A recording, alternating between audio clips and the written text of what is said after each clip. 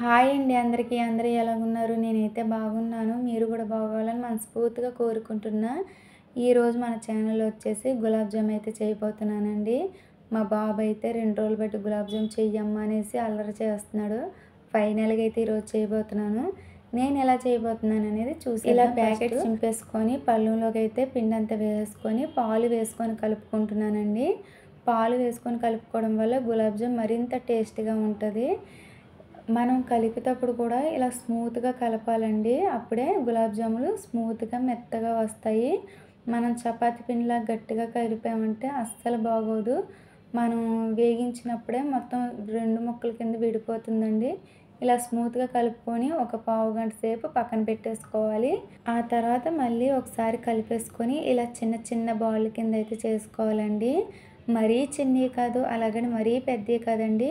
Medium సైజులో balls కింద తయారు చేసుకుంటే మనం వేగించేటప్పుడు ఈ బాల్స్ అనేది కొంచెం ఉబ్బుతాయండి. అప్పుడు పెద్ద సైజులోకి అయితే వస్తాయి. మా ఈశ్వర్‌కి గులాబ్ జామ్ అంటే చాలా ఇష్టం అండి. ఇష్టంగా తింటాడు. ఇప్పుడు ఒక గిన్నెలోకి 1 కప్పున్నర పంచదార అయితే వేసుకుందామండి. అలాగే 2 కప్పులు వాటర్ అయితే వేసుకుందామండి.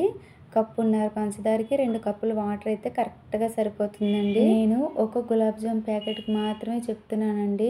1:30 పంచదార, 2 కప్పులు వాటరు ఇలాగైతే కరెక్ట్‌గా సరిపోతుందండి.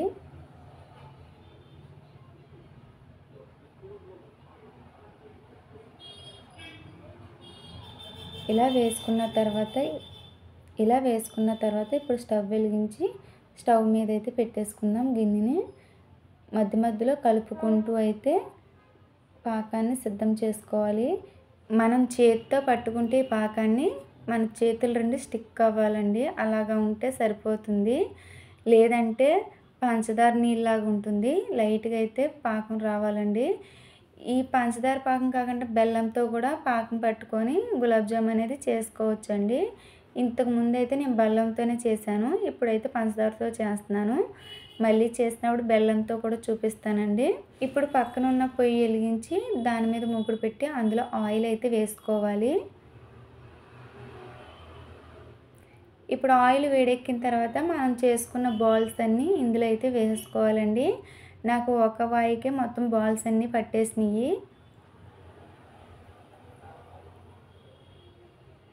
మంట మాత్రం హై ఫ్లేమ్‌లో ఉండకూడదండి. అలాగని లో ఫ్లేమ్‌లో ఉండకూడదు. మీడియంలో పెట్టి ఈ బాల్స్ అన్నీ వేసుకొని వేగించుకోవాలి. లైట్ గోల్డెన్ కలర్ వచ్చాక తీసుకోవాలండి.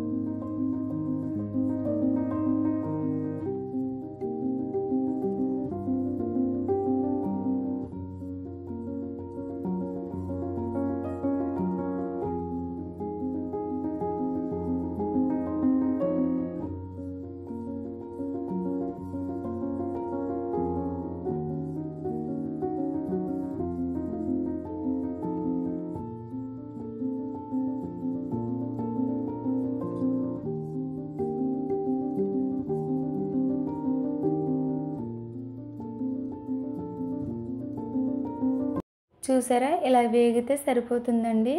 ఇప్పుడు ఈ గులాబ్ జామున్ తీసేసి ఒక ఆయిల్ కారే గిన్నెలో వేసుకోవాలండి. వీటికి ఏమన్నా ఆయిల్ ఉంటే గనక ఆయిల్ అనేది కిందకి వెళ్ళిపోతుంది.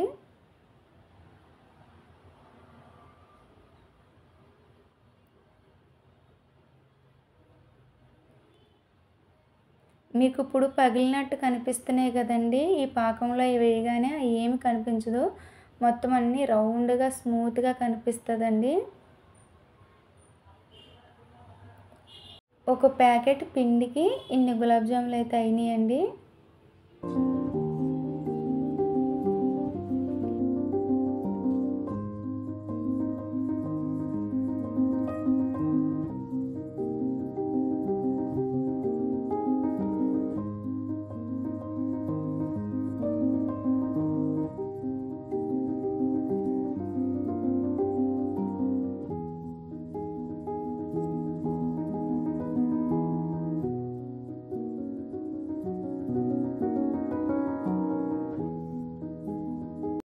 పాకంలోకి ఒక యాలక్కాయనైతే వేసుకోండి. పొడి వేసుకున్నా పర్వాలేదు, ఇలా యాలక్కాయ విడదీసి వేసుకున్నా పర్లేదు, ఆ స్మెల్ కోసమే అది.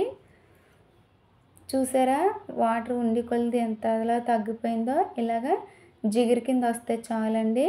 ఇప్పుడు ఆ గులాబ్ జాములన్నీ ఇందులో వేసేసుకోవాలి. నేను స్టవ్ కట్టేసే వేసుకుంటున్నానండి. కట్టేసిన కొంచెంసేపు దాకా కూడా అది మనకి బాయిలింగ్ అయినట్టు కనిపిస్తుంది, పాకం కదా.